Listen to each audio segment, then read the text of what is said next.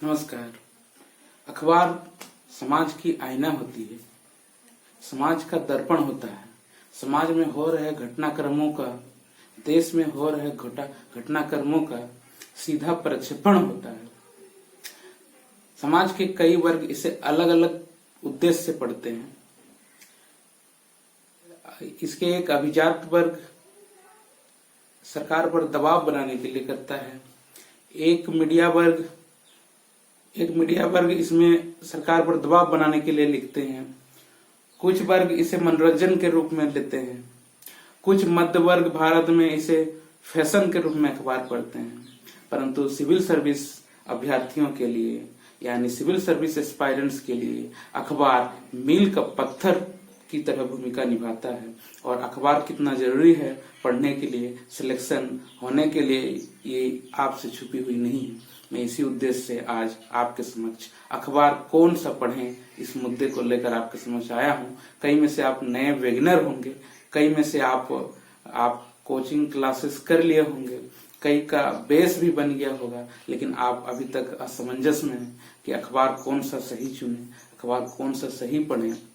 तो मैं अपने इन 4 सालों के अनुभवों को संजोकर आपके समक्ष अखबार कौन सा पढ़ें, इससे ये कि हम जो गलती किए हैं वो आप ना करें, इसलिए मैं आपको पहले ही ये सचेत कर देना चाहता हूं कि सही अखबार का चुनाव कितना महत्वपूर्ण है। ऐसा समझिए कि अखबार आपके सिलेक्शन में 90% भूमिका निभाएगी। बाद बाकी 10% आपके लिए जो बेस बनाते हैं, 90% आपकी भूमिका अखबार निभाती है। इसमें करंट अफेयर तैयार होते हैं, इसमें आपको लेखन शैली तैयार होती है, पढ़ने की स्किल्स डेवलप होती है, इंटरव्यू के लिए आप तैयार होते हैं। तो चलिए अब हम स्क्रीन पर आपको एक एक अखबार के बारे में थोड़ा विश्लेषण करते हुए आपको बताते हैं कि कौन सा अखबार आपके लिए उपयोगी है। आप चाहे हिंदी मीडियम के हों, आप चाहे अंग्रेजी मीडियम के हो, even those are from Hindi medium और those are from English medium, both are equally important for this video. Which akhbar is suitable for you and which akhbar help you to select in UPSC exams. So friends, चलिए अब हम screen पर आते हैं। तो चलिए अखबार कौन सा पढ़ें, यह आज का हमारा टॉपिक होगा। अखबार कौन सा पढ़ें, वो भी सिविल सर्विस एग्जाम्स के उद्देश्य से। तो अखबार कौन सा पढ़ें में देखिए कई सारे अखबार तो हैं।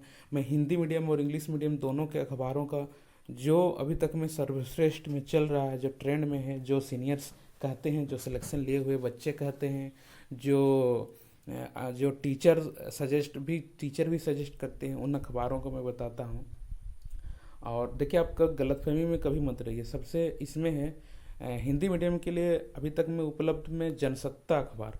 ये जनसत्ता अखबार बहुत अच्छा है, इसे भी ट्रेंड पे चल रहा है हिंदी मीडियम में, और इस पर भी खूब सारे लोग पढ़ते हैं। इसका एडिटोरियल ठीक रहता है, ठीक ठाक रहता है, बहुत ठीक। तो हिंदी मीडियम में तो ऐसे अखबार ही नहीं है उपलब्ध सही से, तो फिर भी आपको जो अंग्रेजी नहीं पढ़ सकते हैं वो हिंदी में जनसत्ता को प्रिफर कर सकते हैं। बहुत कोई खाली सैटरडे भी लेता है अखबार, सैटरडे संडे जनसत्ता को, लेकिन इसको भी लेता है, इसको भी आप पढ़ सकते हैं। तो हिंदी मीडियम में ये एक है। दूसरा में दैनिक जागरण, ये सबसे प्रचलित अखबार में से है दैनिक जागरण हिंदी मीडियम में।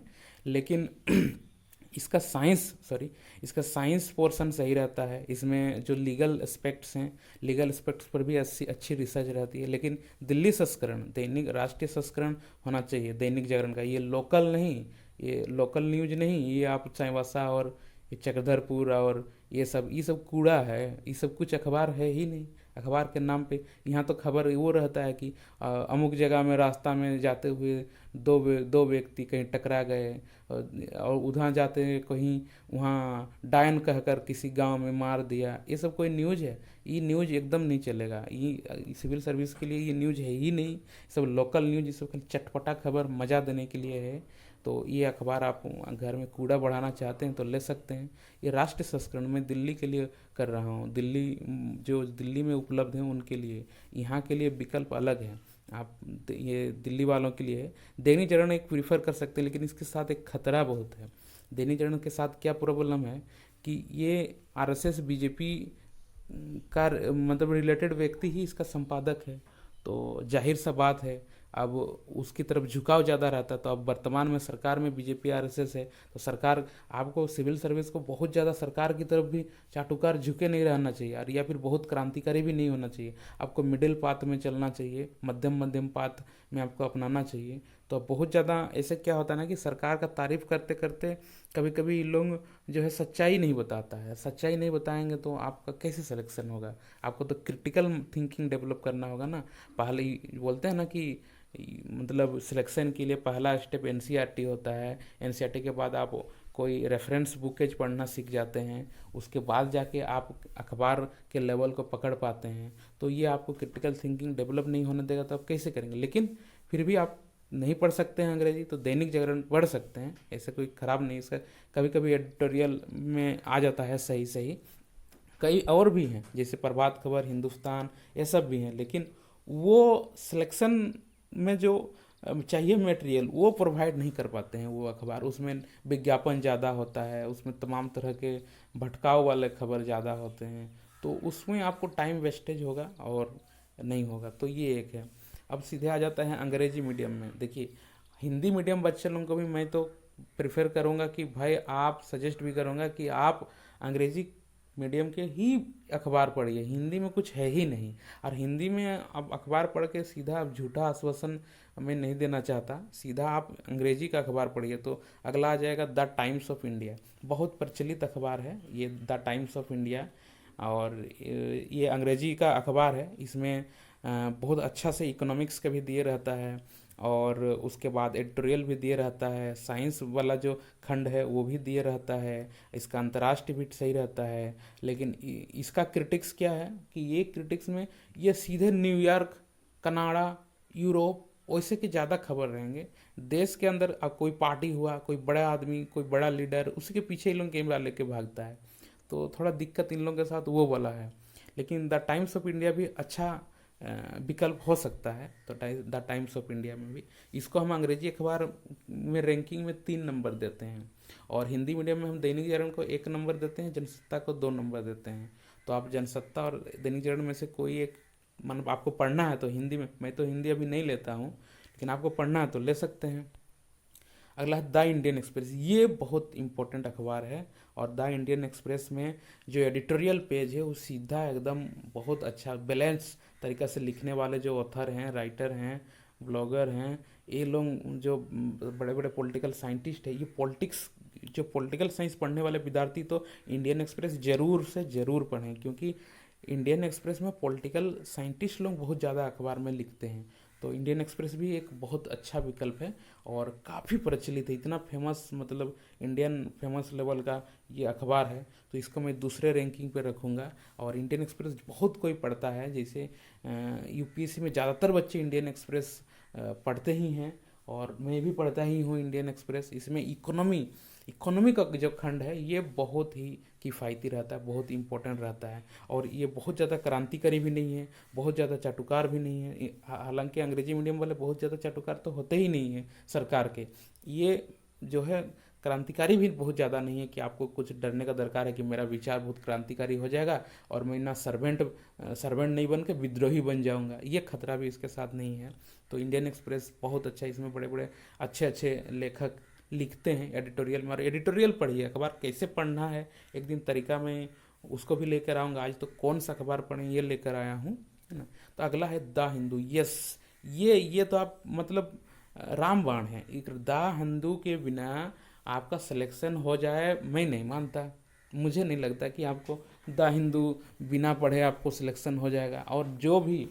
और सिलेक्शन का आपका चरण तब भी पूरा होगा ना जब आप द हिंदू पढ़कर समझने लगेंगे। द हिंदू पढ़ने के मतलब द हिंदू समझने लायक आपको बेस बनाता है कोचिंग वाला लोग, उसके बाद आप द हिंदू पढ़ते हैं।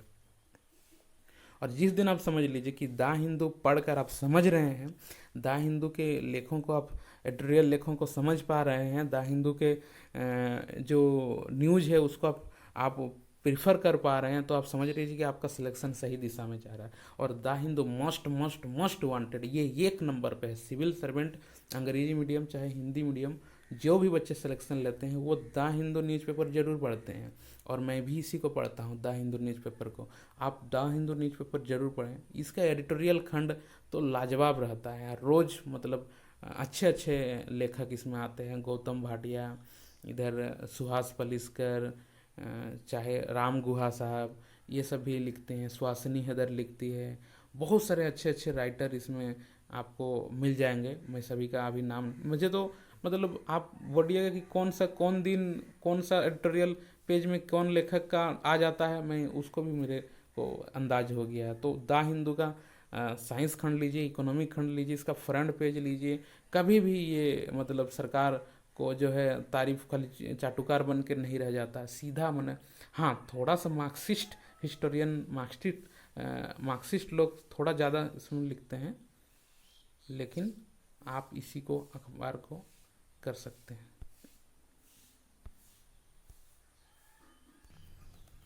मैं भी देखिए, मैं पहले 6 महीना क्या किया ना, 6 महीने में दैनिक जागरण पढ़ा करता था। हमें उतनी समझ नहीं थी शुरू शुरू में, जब हम बेगनर के रूप में गए दिल्ली मुखर्जी नगर में, तो हम पहले दैनिक जागरण पढ़ा करते थे। 6 महीना होते होते समझ में आ गया कि इससे कुछ होने वाला है नहीं।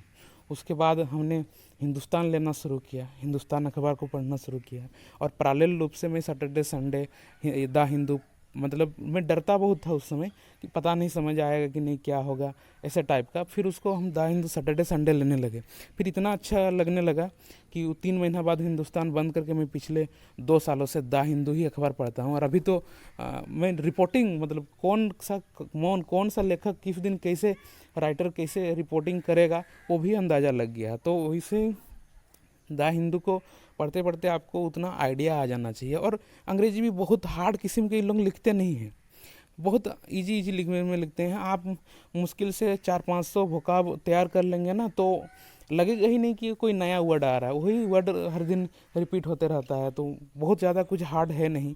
और आपको तो 300 मार्क्स का जो क्वालिफाइंग पेपर है वो भी तो क्लियर करना है ना, तो इसको प्रीफर करना ही पड़ेगा।